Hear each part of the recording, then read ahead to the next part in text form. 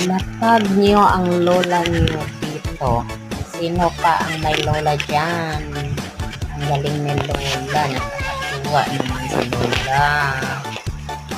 Ang galing pa sumayaw.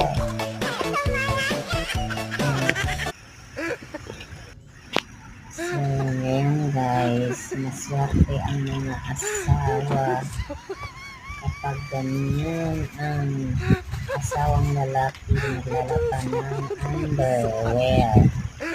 Ang galing. Tapos, binabrush pa niya yung underwear. So, ayan. Hindi ko naintindihan ang kanya yan.